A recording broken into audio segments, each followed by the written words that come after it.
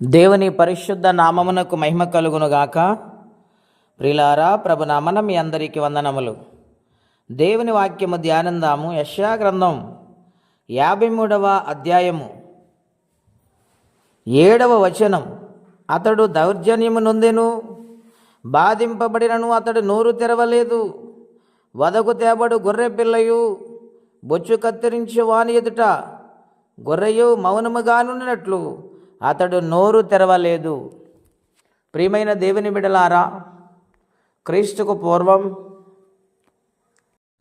606వ సంవత్సరం భక్తుడైన యెషయా గారి ద్వారా ఈ గ్రంథాన్ని పరిశుద్ధాత్మదేవుడు వ్రాయించారు. ఆయన భూలోకానికి వస్తారు, సర్వ మానవాళంతటిని రక్షించుటకు రక్షకుడుగా కన్యగర్భాన్ని ఉద్భవించి 33.5 సంవత్సరాలు జీవించి సర్వ మానవాళి కోసము వారి యొక్క పాపమును పరిహరించుటకు అన్యాయపు తీర్పు పొంది శిలువ మ్రాని మీద వ్రేలాడి తన రక్తమంతా సిందించి ప్రాణమిస్తారు.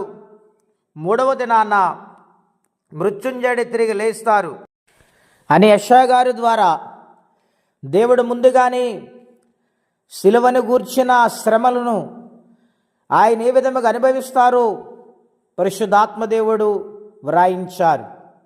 అలాగనని ఆయన భూలోకానికి వచ్చి 2025 సంవత్సరాల క్రితం మనందరి కోసం ఆయన బలైపోయారు.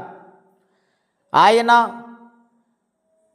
గొర్రె బొచ్చు కత్తిరిస్తుండగా ఎలాగో మౌనంగా ఉంటుందో, ఆయన మీద శాస్త్రులైన వారు, పరిచయులైన వారు అన్యాయముగా ఆయన్ని సిలువకు అప్పజెప్పారు. అయినను ఆయన నోరు తెరవలేదు. ఆయన ఎవరి కోసం? మనందరి కోసం ఆయన మౌనమైపోయాడు. దేవుని బిడ్డలారా, ఆయనే మాట్లాడి ఉంటే మనకు రక్షణ వచ్చేదా? ఆయనే ప్రతి ఒక్కరికి రక్షణ ఇవ్వటానికి, మానవ జాతిని రక్షించుటకు ఆయన శిలువ మ్రాని మీద చనిపోయాడు. ఆ యొక్క రక్షణ భాగ్యము మనందరికీ దేవుడు అనుగ్రహించారు.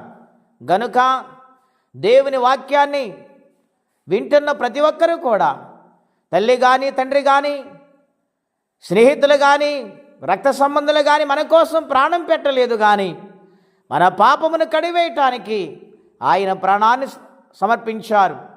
గనుక యేసు ప్రభువారు అందరికీ దేవుడై ఉన్నాడు, అందరినీ ప్రేమించే దేవుడై ఉన్నారు.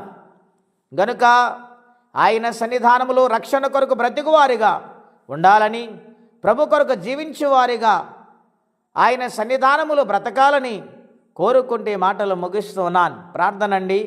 అత్యంత కృప కలిగిన దేవా, మహోన్నతమైన మీ నామము కొరకే వందనాలు. ఈ లోకములో మా కోసము మా పాపములు కడిగివేయుటకు ఎవరూ ప్రాణము పెట్టలేదు, కానీ నీవే మా కోసము ప్రాణం పెట్టిన దేవుడు ఉన్నావు.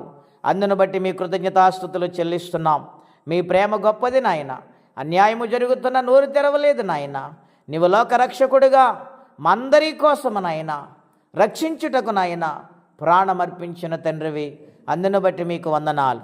మీ కొరకు ఇంకా నమ్మకంగా బ్రతుకువారిగా మీ సన్నిధానములు మమ్మలను నడిపించండి. మీ రాజ్యమునకు వారసులుగా మార్చమని, ఈ దినమ దీవెనకరంగా మార్చమని యేసుక్రీస్తు వారి పుణ్యనామంలో ప్రార్థించి స్తుతించి వేడుచున్నాము తండ్రి, ఆమెన్. తండ్రి అయిన దేవుని ప్రేమ, కుమారుడైన యేసుక్రీస్తు వారి యొక్క కృప మనందరికీ, 10వ తరగతి పరీక్షలు రాస్తున్న బిడ్డలందరికీ పరిశుద్ధాత్మ సన్నిధి తోడైండి కాపాడి దీవించునుగాక. ఆమెన్.